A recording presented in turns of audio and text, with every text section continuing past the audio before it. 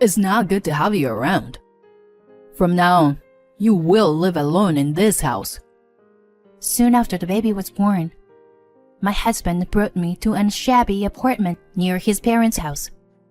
No, I can't live here by myself. This is crazy. Get my baby back. Quiet, Kelly. You're disturbing the neighbors. My mother-in-law, standing by my husband's side, ignored my pleas with a stern expression. And I was at my wits' end, helpless to do anything about it. And to make matters worse, my mother-in-law behaved in the most unthinkable way. She started leaving food scrap in front of that shabby apartment every day. With nowhere to throw it away, the bags of garbage piled up. Then, I opened one of them and found something I couldn't believe. I'm Kelly, a 33-year-old housewife. My husband Walter and I have been married for 3 years. We were looking forward to the birth of our first child. But the birth of the baby was accompanied by anxiety. The reason was Walter's extravagant spending and temperamental nature, and my relationship with my mother-in-law. My father-in-law has already passed away, and lived with my mother-in-law. But my mother-in-law and I don't get along, and she's always sarcastic. "What? The way you folded the laundry? It will get weird wrinkles like this. Why can't you even do it properly? Just do it again." But the other day, you told me to fold them like this." "What? You're blaming me?" Then my mother-in-law knocks the laundry I folded onto the floor. She is very thorough and picky in her housework, and she changes what she says almost every time. Then she complains about it as if it's my fault. "Kelly, why are you such a bad learner?" And when my husband overhears me talking with my mother-in-law, he gets in a bad mood. "What the hell is wrong with you? Put yourself in my shoes, coming from work and having to listen to this all the time." He would hit things and yell at me. Walter is cold towards me, but for some reason, he's very obsessed with me.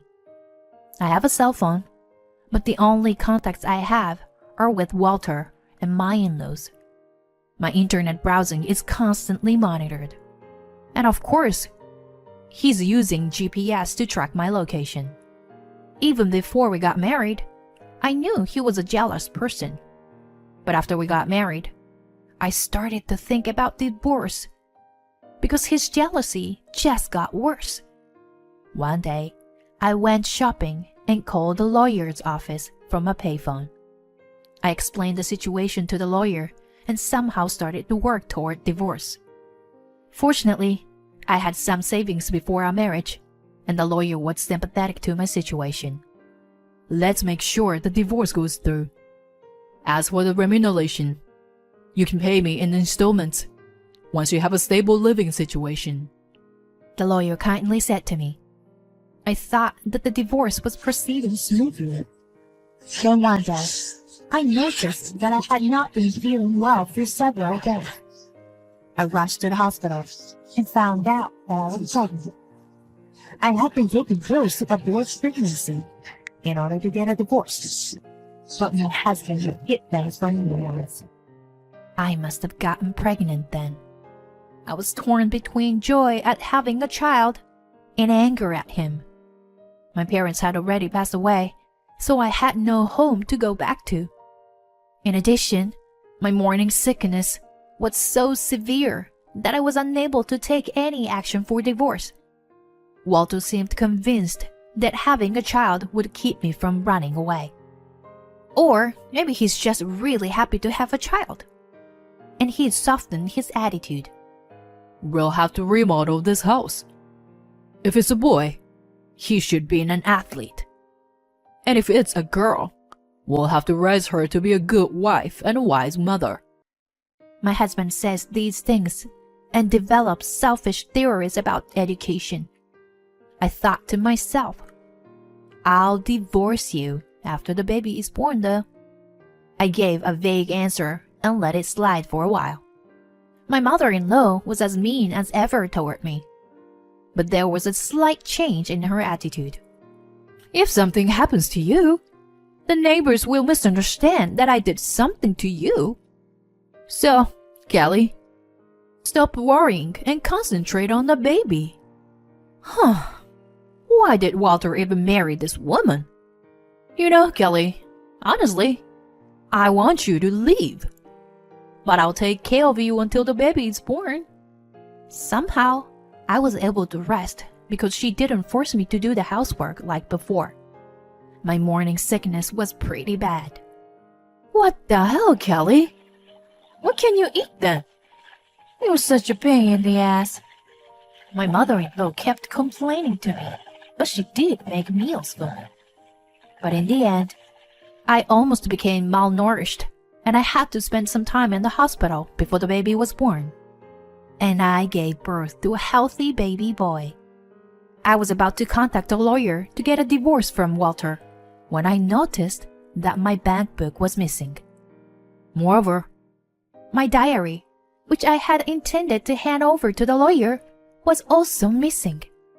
It has a record of harassment from Walter and my mother-in-law. Walter? I heard Walter's voice behind me. Is this what you're looking for? I turned around to see Walter standing there, grinning and holding the diary I had hidden away. What on earth were you writing in it? Even looking at it? Give it back. Shut up. What the hell were you doing behind my back, Kelly? I'm preparing for a divorce. I can't live with people like you any longer. Someone who breaks things and yells and tries to subdue me. Divorce me, please. It wasn't exactly what I had planned, but I made up my mind to ask him for a divorce. Divorce? Yeah, I can do that. But leave the kid. In fact, Walter took me by the hand and walked out. He drove me to a shabby apartment near my parents-in-law's house. It's not good to have you alone. From now on, you will live alone in this house. As long as you live here, I'll let you see your kid once a week. But if you leave, you'll never see him again. No! This is crazy! Give my baby back! Then my mother-in-law came out from behind him and said to me, Quiet, Kelly! You are disturbing the neighbors. My mother-in-law is holding my son. I'm looking at my son's face in her arms, and I'm trying to think. I have to get out of this situation somehow. I thought desperately, but no answer came to me. In the meantime, I was stuck in that shabby apartment. Walter had found out, while I was in the hospital, that I was planning to get a divorce. He had taken my baby hostage. I now had no choice but to live in this shabby apartment. A few days later, things turned an unexpected way. I noticed a strange odor wafting through the air. I looked for the source of the smell and there was a garbage dumped in front of the apartment. I couldn't believe my eyes, but I soon realized that it was my mother-in-law. I looked up and saw my mother-in-law standing in front of the door with my son in her arms. Oh, Kelly, you just woke up. Just because we are taking care of your baby doesn't mean you are not a responsible mother. Well, that's all right. Can you leave them at your place until garbage day? Huh? What on earth does this person want? I tried my best to wrap my head around my mother-in-law's nonsensical behavior. First of all, I have to get the child back and contact a lawyer. That's what I thought. And somehow I managed to find an opportunity to do so.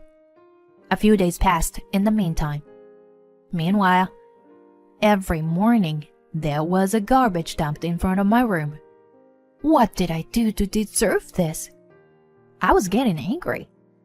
As I was about to carry the garbage bag, I noticed that the bag was transparent, whereas it was usually black. And when I looked at the bag, I found an envelope inside. It was labeled "To Kelly." I immediately took out the envelope and looked inside. There were some $100 bills and a letter from my mother-in-law. The letter said something I had never expected. I am so sorry for everything I have done. I knew my son had issues. I wanted you to escape, so I was hard on you. I'm really sorry that I had no choice but to behave like that. Because Walter's surveillance was Very too strict. I'm also sorry that I could only give you this much money on Walter's watchful eye. I received a call from your lawyer yesterday. I couldn't tell him the details, but he said he would visit us tomorrow at noon. So please take the baby and run away. Leave the rest to me. I'm so sorry, Kelly. I hope you understand. The letter from my mother-in-law was written in blurred letters, as if she had written it while crying.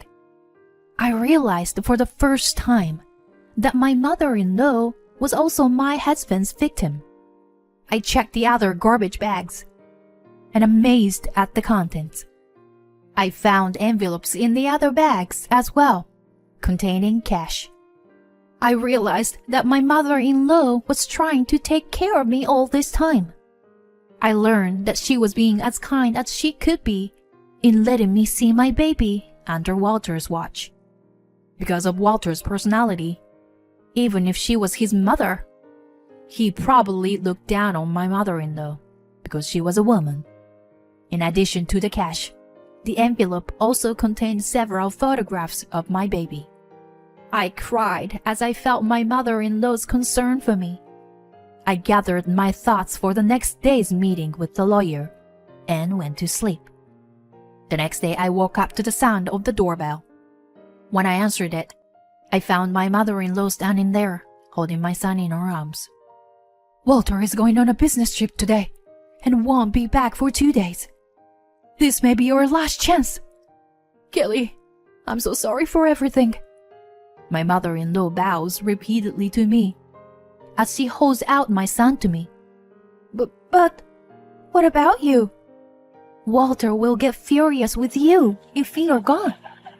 That would be true, but he's my son. It's my responsibility. Besides, I can't even work at my age. I am too stupid to make a living without Walter's help. No, that's just...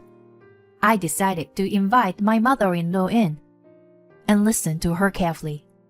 She told me that her husband and Walter had brainwashed her over the years.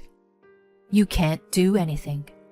As they imprint these words, she spent most of her life only for the two of them. Because of this, she has lived a life without freedom for a long time. She was not even allowed to watch TV when her husband was alive. After he passed away, she realized something was wrong with her life from a TV show she was watching. But she couldn't even get out of it on her own. Then I came along as her daughter-in-law. My mother-in-law was trying to get rid of me by hinting me coldly so that I wouldn't follow in her footsteps. She told me this in tears. Let's run away together so that Walter won't ruin the rest of your life, okay? My mother-in-law responds to my persuasion. Thank you. No, there's no way I can do that. I can't do anything. I don't want to cut in your way, Kelly. My mother still was not. Meanwhile, my lawyer arrived. I spoke to him the whole story. The lawyer had a rather grim expression on his face. What do you want to do? Please tell me how you really feel. I'll do my best to support you. After a few moments of silence, my mother-in-law told us what was on her mind. The truth is, I want to get away from Walter. I love him because he's my child. But it's too painful living in constant denial about my life. It's also hard that I won't be able to see my grandson anymore. And with that story, she showed us the bruises on her arms. The bruises were so bad that I was surprised, and I asked my mother-in-law about it. She said that Walter became violent with her when he got angry at the babies crying at night. She said Walter had often been violent to her, even before our marriage. The lawyer's face was clearly filled with anger. You should run away. I'll show him the pain. You too. Run away from this immediately. He began to persuade her to leave, but his efforts to persuade her were in vain, and she went straight back to her house. A lawyer and I decided to get ready to run away. I called my cousin's house, told her what had happened, and asked her to move in for a while. My cousin, in tears, accepted. I quickly packed up, took the baby, and headed for my cousin's house. A few days later, I got a call from my lawyer. He asked me if I could be willing to participate in a meeting to discuss my divorce from Walter.